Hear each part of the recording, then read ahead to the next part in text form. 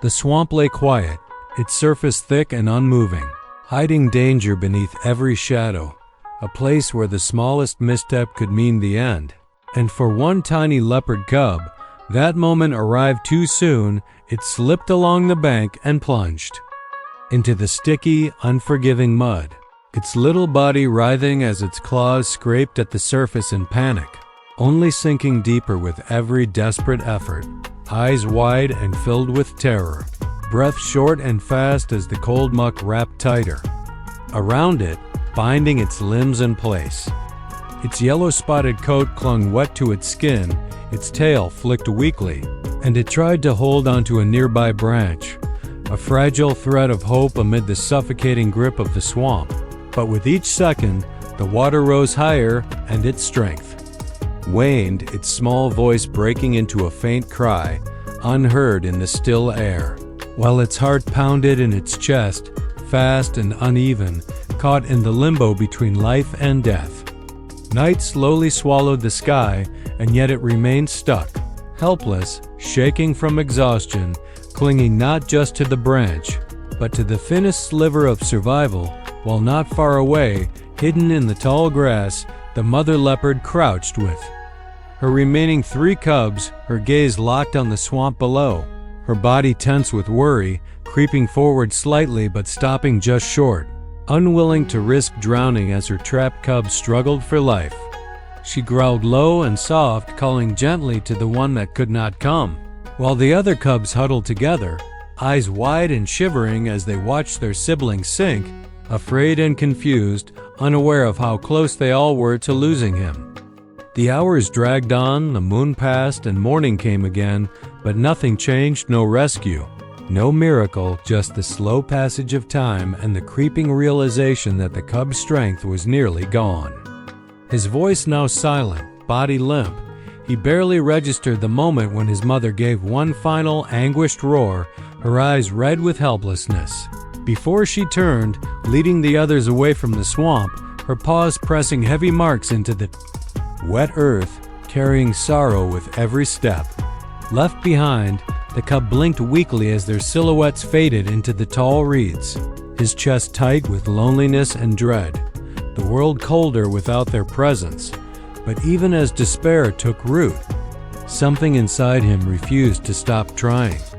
His claws still moved, barely, scratching at the mud, trembling with each breath as the sky grew heavier with rain clouds, and by the time the second day arrived, the branch under his paw had started to splinter, and his eyes dulled, his limbs nearly still, and his last cry, dry and raspy, vanished into the silence, unheard.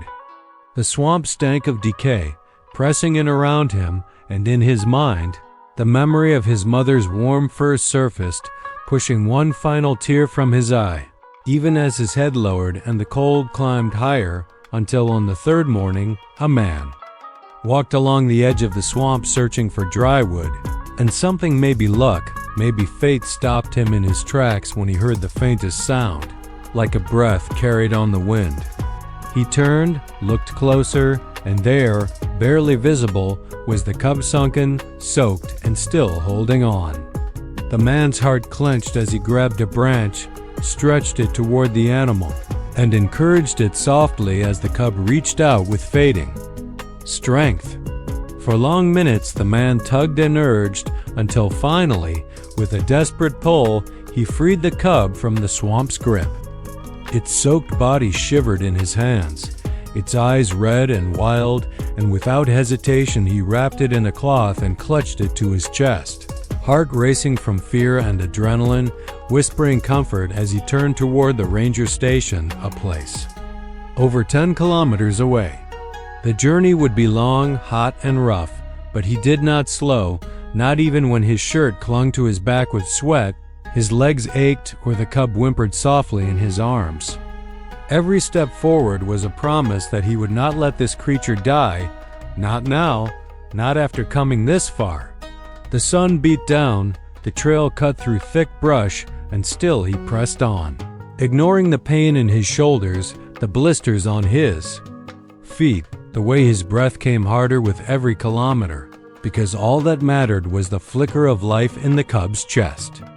When the ranger station finally appeared on the horizon, a wave of hope surged through him, and he quickened his pace, stumbling through the final stretch until the door opened and a ranger named Daniel looked out, stunned by the sight of a man holding a nearly lifeless leopard cub.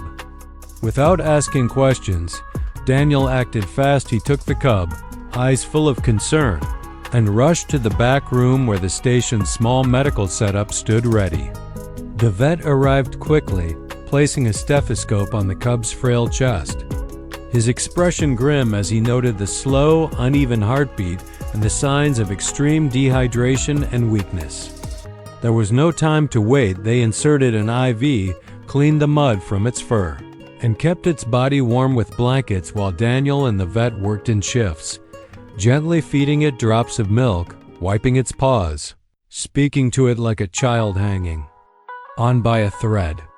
Each hour brought small changes. Its eyes fluttered more, its limbs twitched, its breath steadied, and slowly, day by day, the cub began to return. First it blinked, then it whimpered, then it stood, unsteady but determined. And a week later, it was walking around the small enclosure, stronger, louder, alive again. When its fur had regained its shine, they moved it to a semi-wild area to begin training it for return to the forest. Daniel led this effort personally, teaching it to stalk, hide, hunt, cheering silently with every successful pounce. By the end of the month, the cub was lean, quick, its eyes bright with wild instinct, and Daniel knew the time had come to bring it home. Early one morning, he and the rangers carried it back to the edge of the swamp where it had nearly died and released it into the soft light of dawn.